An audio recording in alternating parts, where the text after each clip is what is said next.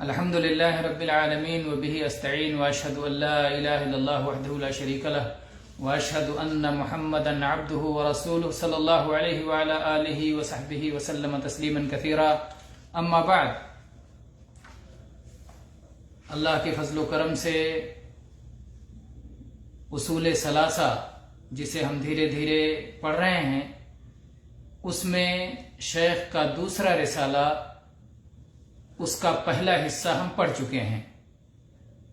شیخ نے بتایا تھا کہ ہر مسلمان مرد اور عورت کو 3 مسائل کا سیکھنا اور ان کے مطابق عمل کرنا ضروری ہے، جس میں سے پہلا مسئلہ یہ ہے کہ اللہ ہی نے ہم کو پیدا کیا ہے، اسی نے ہمیں رزق دیا ہے اور اس نے ہمیں یوں ہی بیکار نہیں چھوڑا ہے، بلکہ اس نے ہماری طرف اپنے رسول بھیجے ہیں. جو رسول کی اطاعت کرے گا جنت میں جائے گا، اور جو رسول کی نافرمانی کرے گا جہنم میں جائے گا. پھر شیخ نے قرآن کریم سے اس کی دلیل پیش کی.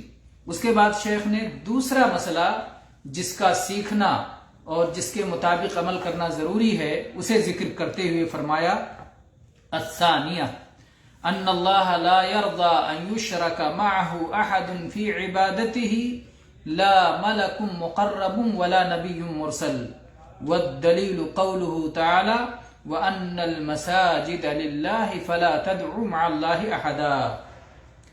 دوسری بات یہ ہے جس کا جاننا، جس کو سیکھنا اور جس کے مطابق عمل کرنا ہر مسلمان پر فرض ہے، مرد ہو یا عورت ہو.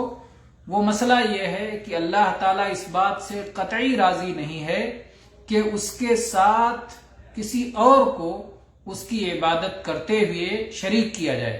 اللہ تعالیٰ کی جب عبادت ہو تو خالص اللہ ہی کی عبادت ہونی چاہیے. کسی کے ساتھ کسی اور کو اللہ کے ساتھ ہرگز شریک نہیں کیا جا سکتا ہے. اللہ تعالیٰ شرک سے قطعاً راضی نہیں ہے، خواہ کسی قریبی فرشتے ہی کو عبادت میں کیوں نہ شریک کیا گیا ہو، یا اللہ کی جانب سے کسی بھیجے ہوئے رسول ہی کو کیوں نہ اس عبادت میں شریک کیا گیا ہو. اور اس کی دلیل اللہ تعالیٰ کا یہ قول ہے: وَأَنَّ الْمَسَاجِدَ لِلَّهِ فَلَا تَدْعُوا مَعَ اللَّهِ أَحَدًا. مسجدیں اللہ کا گھر ہیں، مسجدیں اللہ کا گھر ہیں، اللہ کے لیے بنائی جاتی ہیں. ان مسجدوں میں اللہ کے ساتھ کسی اور کو مت پکارو. مسجدوں میں اور پورے روئے زمین مسجد ہے، کہیں بھی اللہ کے ساتھ کسی اور کو پکارنا جائز نہیں ہے. بہرحال تو یہ شیخ نے کہا، اس کی شرح اور تفصیل ظاہر ہے کہ بہت بڑی ہے. اللہ تعالی تنہا عبادت کا مستحق ہے، اور اسی عبادت کو اللہ تعالی قبول فرماتا ہے جو عبادت خالص اللہ ہی کے لیے کی گئی ہو، جس میں اللہ کے ساتھ کسی اور کو شریک نہ کیا گیا ہو. اور اس کے شرک جب کر لیا جاتا ہے تو اللہ تعالیٰ قطعی طور پر شرک سے راضی نہیں رہتا، جیسا کہ اللہ تعالیٰ نے قرآن پاک میں بہت صاف طور پر اس بات کا اعلان کیا ہے. سورہ زمر کی آیت نمبر 7 میں اللہ تعالیٰ نے فرمایا: ان تکفروا فإن اللہ غنی عنکم. اگر تم کفر کا راستہ اختیار کرتے ہو تو اللہ تم سے بے نیاز ہے، اللہ کو تمہاری کوئی ضرورت نہیں ہے، تم اللہ کے سامنے محتاج ہو، ضرورت مند ہو. تو اگر تم کفر کو اختیار کرتے ہو تو اللہ تم سے بے نیاز ہے. ولا يرضى لعباده الكفر. اور اللہ تعالیٰ اپنے بندوں کے لیے کفر پر راضی نہیں ہے. بندے اللہ کے ساتھ کفر کریں، شرک کریں، اس پر اللہ راضی نہیں ہے. کفر کا لفظ جب استعمال ہوتا ہے مفرد طور پر تو شرک اس میں داخل ہوتا ہے. جیسے شرک کا لفظ جب مفرد استعمال ہو تو کفر بھی اس میں داخل ہوتا ہے.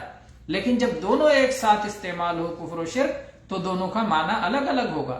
تو یہاں اللہ تعالیٰ نے فرمایا: وَلَا يَرْضَى لِعِبَادِهِ الْكُفْرَ. اللہ تعالیٰ اپنے بندوں کے لیے کفر پر راضی نہیں ہے، اس بات پر راضی نہیں کہ اللہ کے بندے کفر کریں، اللہ کے بندے شرک کریں. اللہ تعالیٰ کس سے راضی ہے؟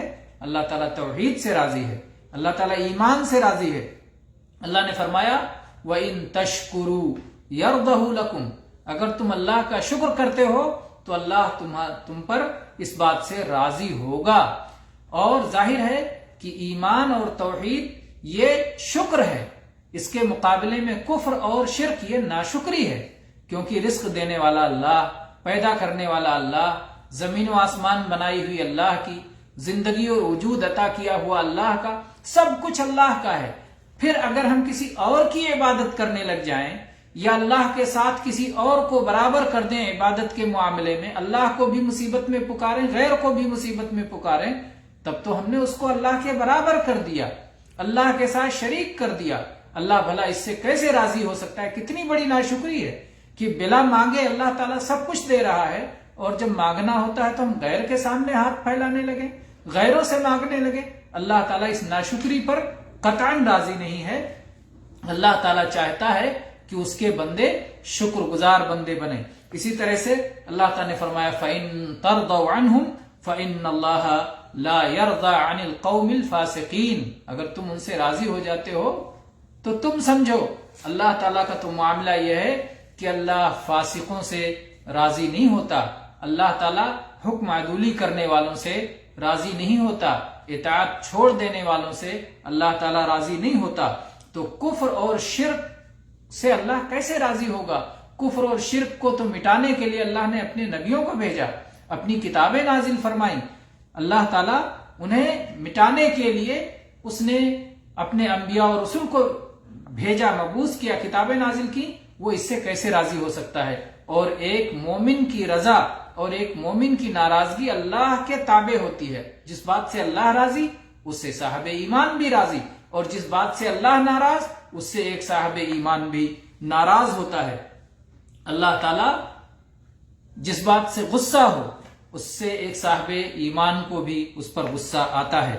اسی طرح سے یہ بات سمجھ لیں کہ شرک کا معاملہ بڑا خطرناک ہے، بہت خطرناک ہے شرک کا معاملہ، اور جب اللہ تعالیٰ شرک سے راضی نہیں تو کسی بھی صاحب ایمان بندے کو شرک سے راضی نہیں ہونا چاہیے، چاہے جیسا شرک ہو، چاہے وہ شرک کسی قریبی فرشتے کو یا کسی اللہ کے بھیجے ہوئے رسول کے ذریعے کیا جائے، انہیں واسطہ اور وسیلہ بنا کر کے یہ کہا جائے، جب مصیبت میں پڑیں تو ان کو پکاریں اور کہیں ہم تو ان کو واسطہ اور وسیلہ بنا رہے ہیں، تو یہ بھی قابل قبول نہیں ہے۔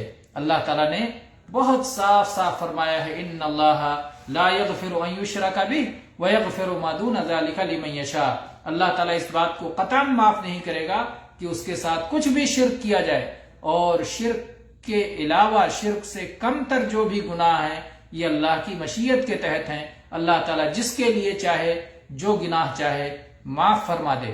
اسی طرح سے اللہ تعالیٰ نے فرمایا انہ من یشرک باللہ فقد حرم اللہ علیہ الجنہ ومأواہ النار وما للظالمین من انصار، سورہ مائدہ کی آیت نمبر 72 میں، کہ جو شخص اللہ کے ساتھ شرک کرے گا تو اللہ تعالیٰ نے جنت کو ایسے لوگوں پر حرام کر دیا ہے اور ان کا ٹھکانہ جہنم بنا دیا ہے، اور مشرکوں کا کوئی مددگار نہیں ہو سکتا ہے۔ اللہ کے مقابلے میں کون آئے گا مدد کرنے؟ کوئی نہیں مدد کر سکتا ہے مشرکوں کی، اور ان کا ٹھکانہ جہنم میں ہے۔ اسی طرح سے نبی کریم صلی اللہ علیہ وسلم کی بہت واضح حدیث ہے، متفق علیہ، صحیح بخاری میں، صحیح مسلم میں، من لقی اللہ لا یشرک بہ شیئا دخل الجنہ ومن لقیہ یشرک بہ شیئا دخل النار، جو اللہ سے اس حال میں ملاقات کرے گا کہ وہ اللہ کے ساتھ کچھ بھی شرک نہیں کرتا تھا، وہ صرف اللہ ہی کی عبادت کرتا تھا، وہ توحید پر قائم تھا، تو وہ جنت میں جائے گا، اور جو شخص اللہ سے اس حالت میں ملاقات کرے گا کہ وہ اللہ کے ساتھ کچھ بھی شرک کرتا تھا تو وہ جہنم میں جائے گا۔ اللہ تعالی ہم سب کی حفاظت فرمائے، ہمیں توحید پر استقامت عطا کرے اور شرک سے ہماری حفاظت فرمائے۔ آمین۔ وآخر دعوانا ان الحمد للہ رب العالمین۔